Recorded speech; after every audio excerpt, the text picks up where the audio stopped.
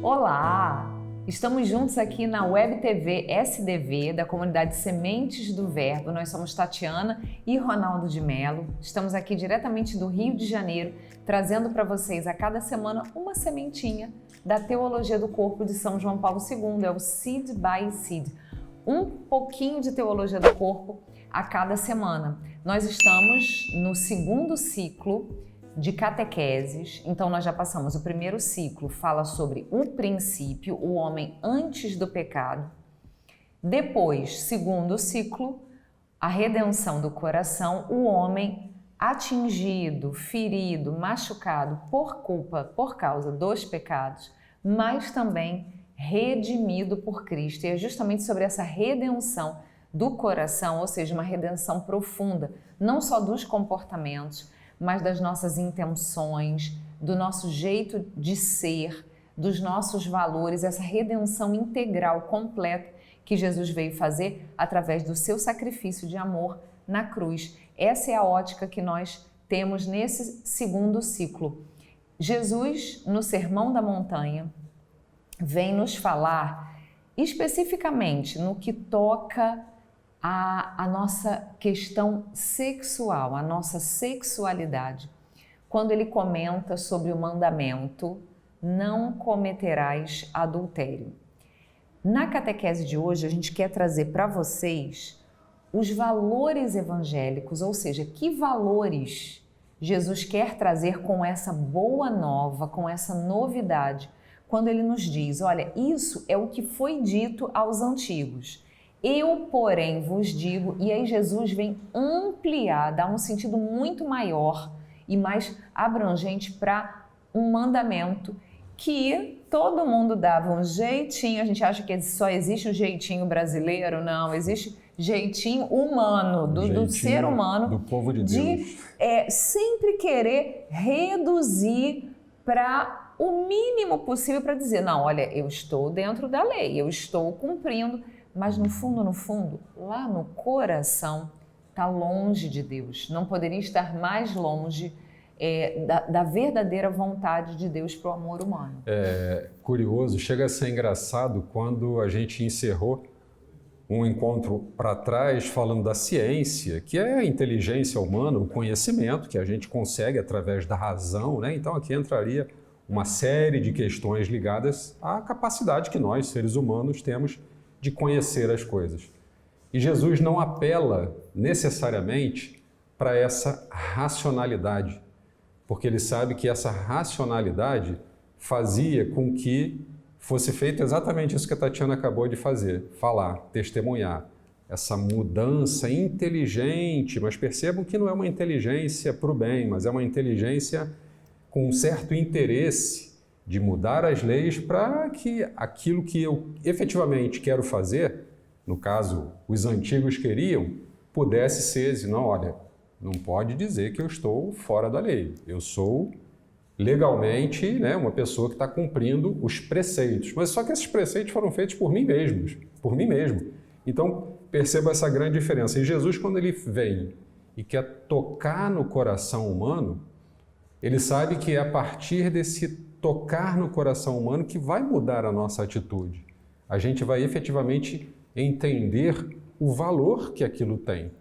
E ao entender o valor que aquilo tem, aquilo vai despertar no meu coração um certo sentimento, um certo querer, uma sensação agradável. Aqui eu estou falando sentimento, sensação, mas é para que você possa entender que aquela realidade que o meu coração percebe como boa vai passar a ser agradável para mim. Por isso que Jesus queria mudar o nosso coração, porque ele sabia que essa mudança de coração ia fazer com que nós mudássemos por dentro, mudássemos na nossa interioridade. Tudo é, na nossa vida de fé, um processo. E a gente passa ao longo da nossa vida por várias etapas nessa caminhada crescente na fé, na santidade. Então, não se culpe Se às vezes você anda para frente, aí você estaciona, depois você acaba voltando para trás, retrocedendo, e aí você avança mais um pouquinho, mas aí depois você cai de novo. Isso faz parte, e Cristo sabe disso, porque Ele é verdadeiramente Deus, mas também é verdadeiramente homem. Ele sabe que a gente tem essas nossas idas e vindas porque nós somos muito fracos. Mas se a gente for ver os mandamentos, por exemplo, que foram, vamos dizer assim, o primeiro movimento de Deus para ajudar a nos educar na fé, na santidade, ele começa com a praxis, ou seja, com a parte prática. Porque a aparência é mais fácil da gente mudar do que a essência. Então, assim como uma criança, né? Um pai faz com uma criança, ele começa ensinando o básico, as coisas mais fáceis, para poder depois ensinar as coisas mais difíceis. Deus também faz assim com a gente. A gente começa muitas vezes mudando o exterior. Você já passou por isso? Você já passou por uma primeira etapa de conversão em que você começa a mudar hábitos exteriores? Por exemplo, você começa a mudar o seu jeito de vestir. Antes você usava roupas sensuais, roupas que chamavam a atenção, berrantes. E aí você começa a ir para a igreja, você olha as outras pessoas, começa a se sentir meio constrangido porque vê que não é legal você ficar expondo o seu corpo. E aí você começa a ir trocando o seu guarda-roupa, ou seja, é uma coisa meramente externa. Você começa a usar uma saia mais comprida, umas roupas não tão justas, não tão coladas, um pouco mais larguinhas, começa a abrir mão dos decotes. É algo externo. É bom, é ótimo, é um primeiro passo. Você já vai estar ajudando os homens, por exemplo, se você for mulher, a não te olharem, ou pelo menos ajudar para que eles não olhem de um jeito libidinoso para você. É só um exemplo. Ou então, você não rezava o terço, mas você falou, poxa, eu acho que rezar o terço pode ser legal, pode trazer algum benefício para a minha vida. E aí você começa com o propósito de rezar o terço todos os dias. Só que aí você reza meio distraído, se perde nas Ave Maria, já não lembra mais qual é o mistério, mas você vai rezando. É uma prática externa, já é alguma coisa, mas não basta só essa praxis, não basta só a mudança da prática externa. É exatamente isso que Jesus vem dizer. Olha, ok, você pode até não cometer adultério, por exemplo. Isso vale para isso e vale para todos os outros mandamentos também. Se você observar o sermão da montanha com atenção, você vai ver que Jesus fala sobre isso, não só na questão da castidade, mas em todas as áreas da nossa vida, pegando todos os mandamentos. Mas aqui, como a gente está falando dessa área, não basta só não cometer o adultério segundo a lei. A lei é o primeiro passo. Só que você precisa dar um passo além na sua conversão. Você é casado e não trai a sua esposa? Ok, isso é uma prática externa.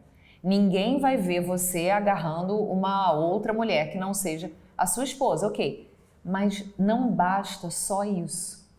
Se você desvia o seu olhar da sua esposa, se você olha para uma outra mulher já querendo alguma coisa de ruim com ela, você já está cometendo adultério. Então não basta só a aparência, não basta só um aparente comportamento de virtude, de santidade. A gente precisa trabalhar muito mais a essência, porque quando a essência, quando a minha vontade, quando o meu coração estão devidamente ordenados e educados, a aparência se torna muito mais fácil, menos pesado, deixa de ser um fardo, mas passa a ser uma virtude. Então tudo fica mais fácil quando você tem o ethos, ou seja, a alma da moral, quando você sabe os reais motivos, quando você entende, vale a pena fazer isso. Não é só uma questão legalista, não é só para dar uma aparência de que eu sou virtuoso. A grande pergunta que nós fazemos agora, que é a pergunta que o Papa São João Paulo II coloca lá na catequese. de tudo que nós já meditamos até agora, no que diz respeito a esse atingimento do nosso coração. E a gente sabe que atingir o nosso coração é atingir os nossos desejos, é atingir aquilo que nós sentiremos, é atingir a nossa interioridade. É uma mudança essencial, por isso que se fala uma mudança da essência, é uma mudança de dentro para fora. Não é uma simples mudança de comportamento físico, aquilo que as pessoas veem ou não veem o que eu estou fazendo, mas Cristo sabe a intenção do nosso coração. E a grande pergunta que o Papa São João Paulo II faz, com tudo isso que Jesus traz para nós, ele quer fazer com que o nosso coração, e quando fala o nosso coração, fala de cada um de nós, mas ele sempre usa o referencial do coração. Ele quer fazer com que o coração se sinta acusado ou que o coração se sinta convidado a viver a prática do bem. Porque num primeiro momento, quem olha assim pode pensar, nossa, Jesus está falando tudo isso, é muito difícil para mim. Ele está simplesmente querendo me colocar com peso na consciência, porque ele está me falando tudo isso, como eu posso, como eu não posso, o que eu devo, o que eu não devo. No final das contas, eu estou vendo mais uma lista de coisas, de leis que me dizem que eu posso e que eu não posso, que eu devo e que eu não devo. Grandes teólogos dizem, inclusive, que Jesus, como sendo o novo Moisés, veio trazer os novos mandamentos, que são todos esses listados no Sermão da Montanha. Um olhar desavisado, um coração não tocado, vai achar que, de fato, são novas leis somadas às anteriores que agora eu tenho que cumprir. Mas Jesus veio, de fato, transformar essa realidade para que, a partir de um coração modificado, um coração tocado na sua essência, eu saiba como eu posso e como eu deva agir.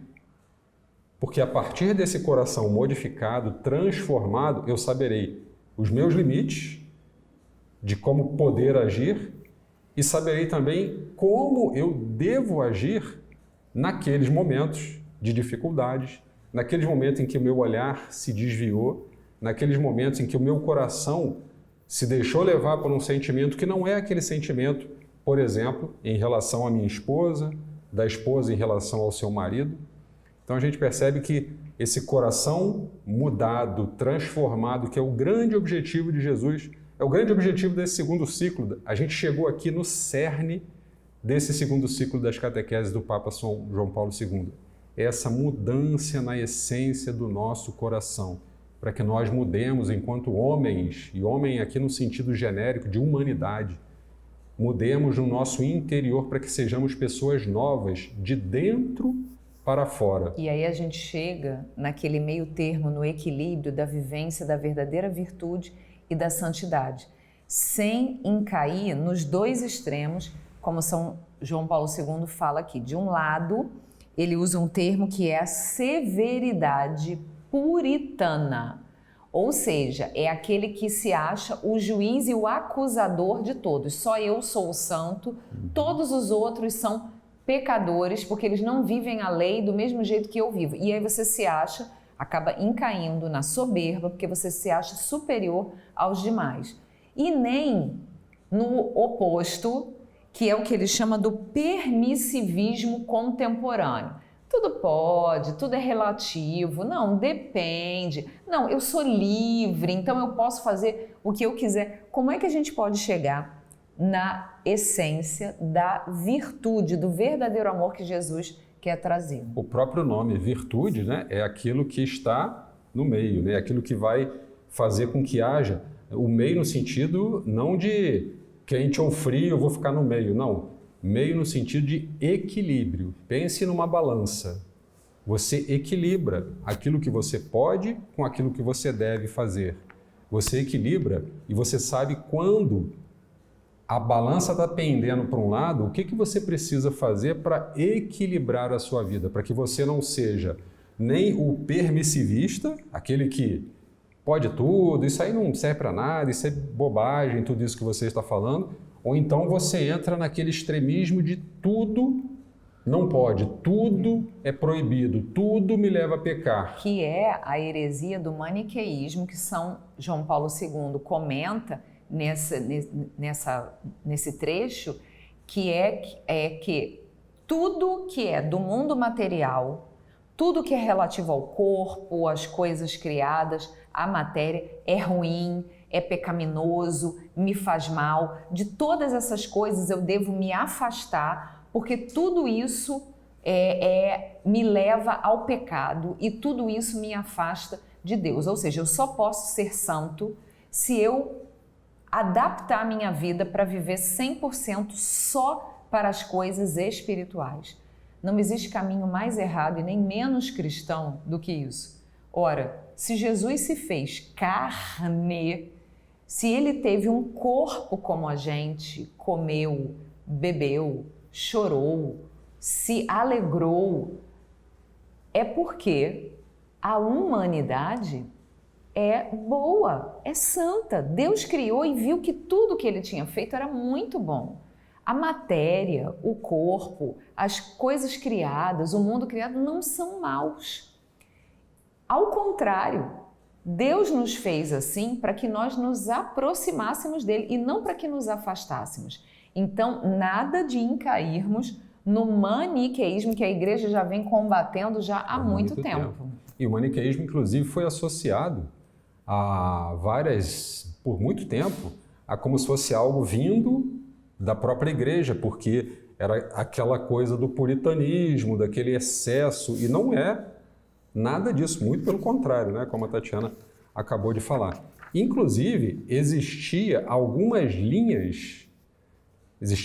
linhas do maniqueísmo que consideravam essa ação do corpo, se referindo à matéria, como pecaminosa, inclusive dentro da realidade matrimonial. Eles chegavam ao extremo de achar que mesmo na realidade matrimonial, marido e esposa, né? Marido e mulher, também ali a corporeidade, a feminilidade, a masculinidade vividas no ato conjugal também seria fonte de pecado. Então vejam como isso é uma distorção total da realidade a qual nós somos convidados a conviver, dentro da realidade matrimonial ou fora da realidade matrimonial, como consagrados, sacerdotes, religiosos, celibatários, enfim, dentro daquela vocação que Deus nos chama. Até porque, mesmo quem não é casado, ama e vive a vida comum do dia a dia, a vida junto com os seus irmãos de comunidade, de sacerdócio, de missão, com o povo de Deus que atende. Não podemos nos esquecer que nós vivemos justamente nessa balança da carne e do espírito, a carne e o espírito. Como o Ronaldo falou, se pende mais para um lado ou para o outro, tem alguma coisa errada. Nós fomos feitos e Deus nos criou para a unidade e a harmonia dessas duas realidades. Não para negarmos o nosso corpo, para negarmos o nosso desejo, não é nada disso. Jesus não veio para reprimir nada disso, ele veio para redimir. Então, para que a gente aprenda a justamente equilibrar e colocar em harmonia, harmonizar essas duas dimensões que em nós precisam estar em unidade, a matéria com o nosso espírito. Traduzindo isso para o nosso dia a dia, a matéria em unidade com o nosso espírito é o ethos que Jesus veio trazer na sua nova proposta, a partir de um coração mudado, com a nossa praxis, com a nossa prática, com a nossa ação do dia a dia. Então, fazer uma interconexão entre ethos e prática. Eu saber que aquela ética, aquela forma de me comportar, de agir, faz parte da minha realidade, mas não faz parte aleatoriamente nem impositoriamente. Faz parte, em resumo, do tema desse nosso estudo de hoje. É o coração transformado que vai, a partir dessa transformação, conhecer os verdadeiros valores trazidos por Cristo, para que esses novos valores que compõem o ethos façam parte do nosso dia a dia, mas uma mudança de verdade interior, de dentro para fora. Um verdadeiro processo de conversão, então. E você pode passar talvez por vários deles durante a sua vida. Nós sempre devemos estar nos convertendo e nos reconvertendo. A conversão não é um processo final, pronto e acabado, mas ela é diária. A verdadeira conversão deve nos levar a fazermos as coisas certas pelos motivos mais profundos certos. Essa harmonia é que a gente deve buscar. Que a teologia do corpo te ajude a chegar um pouquinho mais perto disso, a se converter um pouquinho mais e como nós precisamos lutar nessa nossa conversão diária. Então a gente espera que essa reflexão te ajude, como tem nos ajudado um pouquinho, a gente viver de uma forma um pouquinho mais perto do nosso Deus, porque os puros verão a Deus e nós cremos nisso e nós cremos que sozinhos a gente não consegue, mas que com a graça de Deus, peça continuamente a graça de Deus. Ele quer dar, Ele quer se doar inteiro para a gente, mas Ele espera que a gente peça. O que queres que eu te faça? Ele fez essa pergunta uma vez e Ele faz essa pergunta para você todos os dias. O que você quer que eu te faça hoje?